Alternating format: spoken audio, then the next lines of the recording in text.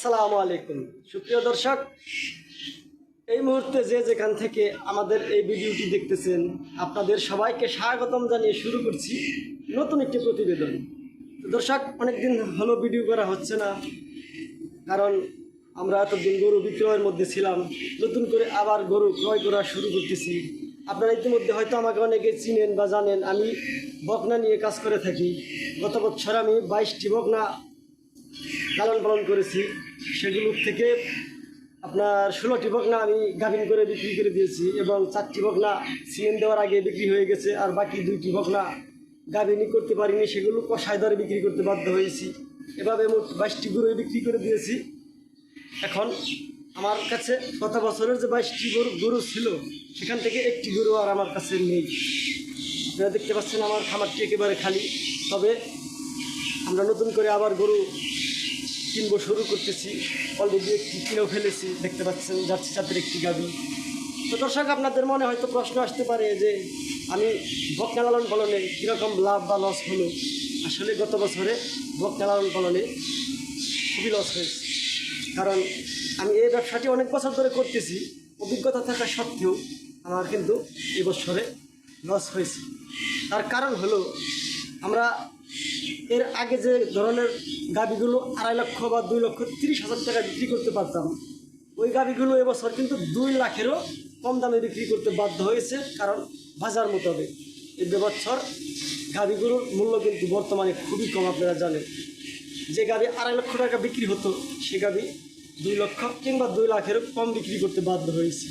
আমার বকনাগুলো কিনা ছিল 1 লক্ষ টাকায় এবং 12-13 মাস লালন পালন করার পরে যে খরচ হয়েছে, আসলে কোনো গরুতে সামথিং কিছু লাভ হয়েছে বা কোনো গরুতে খাদ্য খরচ সহ পুঁজি এসেছে, কোনো গরুতে লসই হয়েছে।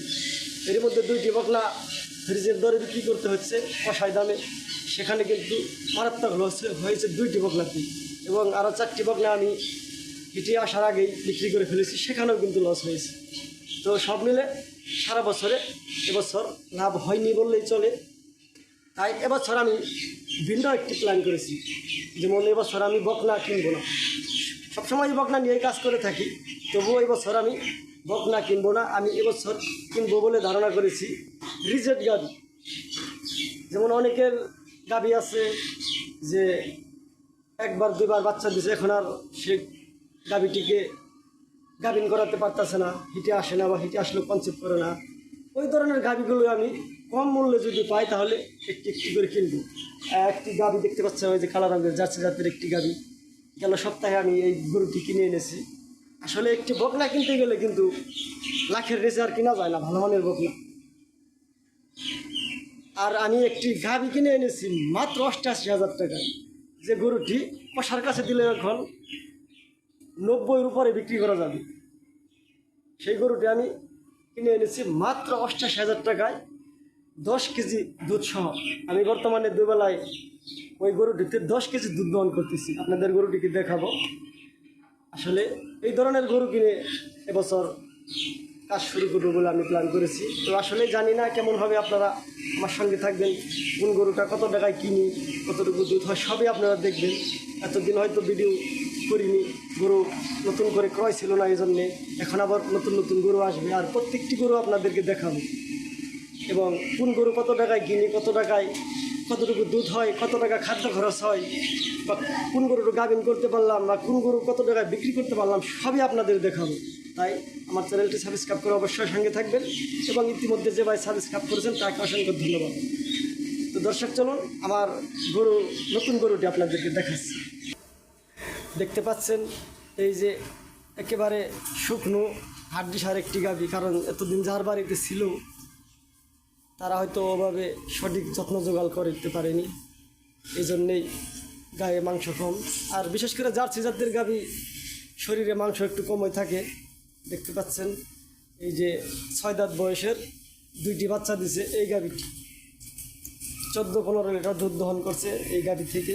বর্তমানেও আমি 10 কেজি দুধ পাইতেছি, কারণ আমার এখানে এসেছে 1 সপ্তাহ হলো। আমি দুবেলায় 10 কেজি প্লাস দুধ দহন করতেছি।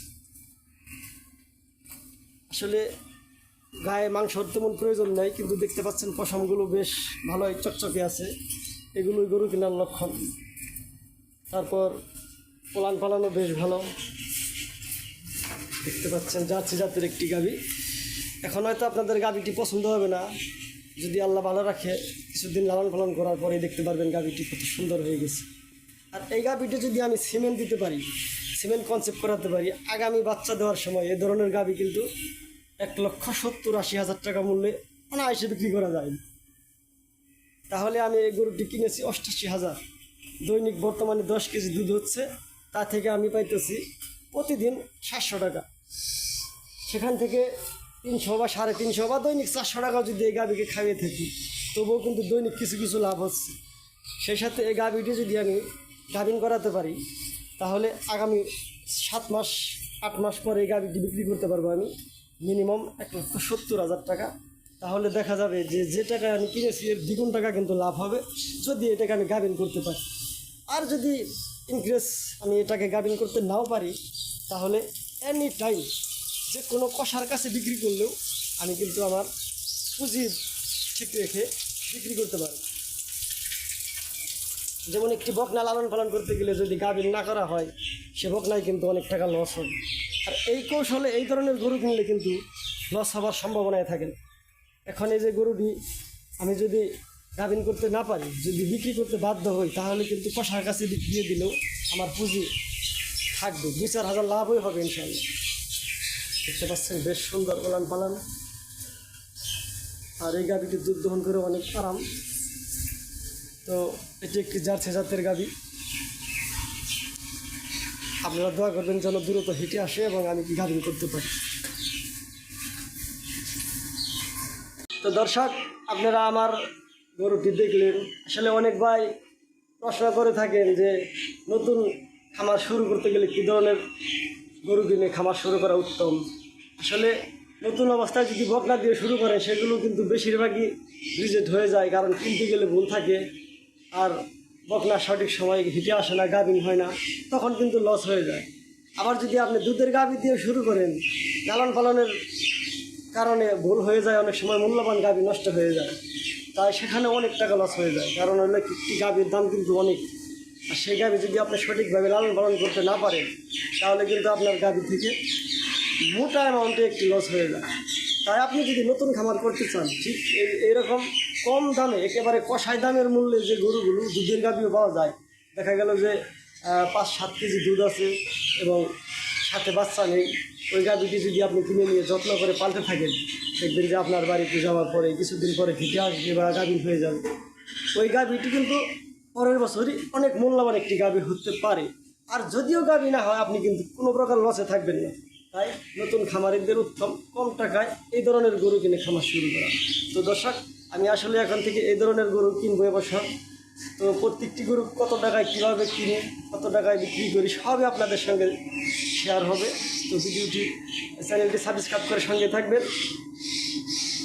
এবং খামার বিষয়ক প্রতিনিয়ত নতুন নতুন ভিডিও বা কী ধরনের তথ্য আপনাদের প্রয়োজন কমেন্ট করে জানাবেন, কারণ পরবর্তী ভিডিও তৈরি হবে আপনার মতামত অনুযায়ী।